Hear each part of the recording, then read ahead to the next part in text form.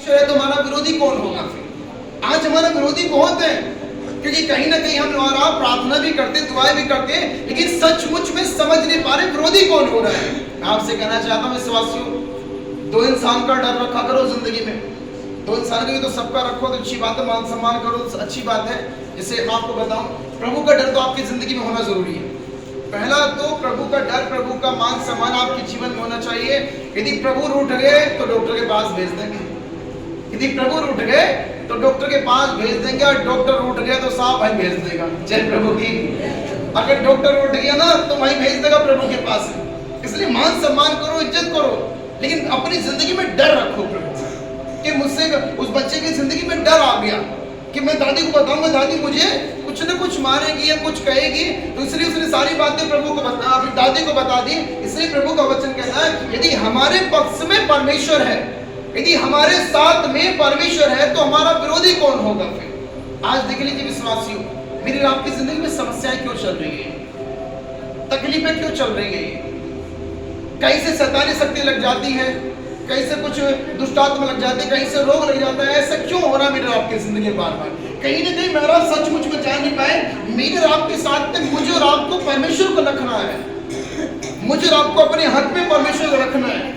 Bible में यही कहता है प्रभु का वचन, प्रभु के सामर्थ के साथ में हमारा पढ़ते बाइबल में यही कहता है, अतः हम क्या कहें कि अतः इन बातों के विषय में हम क्या कहें, यदि हमारी ओर हमारा तो यदि हमारी ओर परमेश्वर है तो हमारा विरोधी कौन हो सकता है? परमेश्वर को अपने साथ में रखिए, परमेश्वर को अपना मालिक बनाइए, परमेश्वर को अपना चाहता बनाइए। परमेश्वर को आपने अपना नहीं बनाया अभी सचमुच में। यदि आप परमेश्वर को अपना बनाओगे ना तो आपके जीवन में बदलाव आना शुरू हो जाएगा। जिसने परमेश्वर को अपना बनाया उसके जीवन में बदलाव आया है। आमीन। जैसे एक बार की बात है विश्वासियों, एक गाय थी, कहीं जंगल में चल रही थी और किसी मालिक की गाय थी, तो उसके पीछे शेर भागने लगा। शेर ने सोचा मैं इसका शिकार करूं, और जब शेर उस गाय के पीछे भाग रहा, दौड़ रहा शेर उस गाय के पीछे, तो गाय भी भाग रही है, जिससे कोशिश कर रही है भागने की। तो दोनों शेर और गाय थोड़ी आगे थी, शेर थोड़ा पीछे था, तो कहीं कीचड़ में फंस गए, जाके दलदल में फंस गए। अब जब दलदल में फंस गए तो शेर फंस के दलदल में दूरी थी गाय के शेर के बीच में, तो शेर पंजन मार रहा है, निकाल रहा है पंजों को अपने ऊपर, लेकिन पैर नहीं उठ पा रहा शेर का। तो शेर कह रहा है कैसे निकलूंगा, कैसे बाहर जाऊंगा, यही मर ना जाऊंगा कभी, यही मेरा काम ना हो जाए कहीं भी। उसने गाय को देखा, गाय मुस्कुरा रही थी, अपनी तरीके से मुस्कुरा रही होगी, जय प्रभु की, है ना। गाय मुस्कुरा रही थी तो शेर ने कहा तुझे टेंशन नहीं हो रही कोई? गाय से कहा शेर ने तुझे कोई टेंशन नहीं हो रही? बोले देख मुझे कोई टेंशन नहीं है, तू जंगल का बेशक राजा होगा, लेकिन तू लवाली से तेरा मालिक कोई भी, तेरा मालिक नहीं है कोई, और मेरा एक मालिक है, जिस मालिक ने मुझे सुबह खूंटे से खोल के चरने के लिए भेजा था, और उससे मालूम था मैं रोज जंगल में चरने आती हूँ। यदि मैं अपने मालिक के पास शाम को घर समय से नहीं पहुंची तो मेरा मालिक मुझे विश्वास है ढूंढता ढूंढता यहाँ पहुंच जाएगा, और ढूंढता ढूंढता यहाँ पहुंच जाएगा, मुझे यहाँ से निकाल कर ले जाएगा। कि तुझे कौन निकालेगा, तुझे कौन निकालेगा? इसलिए प्यारे भाई बहनों, आपका हम सबका उसके साथ में कनेक्शन होना चाहिए, तब वो मालिक बनता है। हम सबका कनेक्शन हो जाएगा ना उस प्रभु के साथ में, तो वो प्रभु के नाम की जब खिदमत करते हैं, और आप बीमारी में फंस जाए तो ढूंढता ढूंढता निकाल लेगा। आमीन। और आप समस्या में फंस जाए तो निकाल लेगा।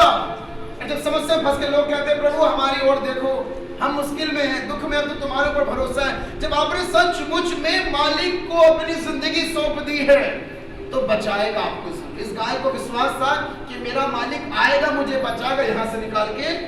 विश्वास था उस गाय को। विश्वास से मुझे आपको विश्वास होना चाहिए कि हमारे साथ में प्रभु है, हमारा विरोधी कोई नहीं होगा।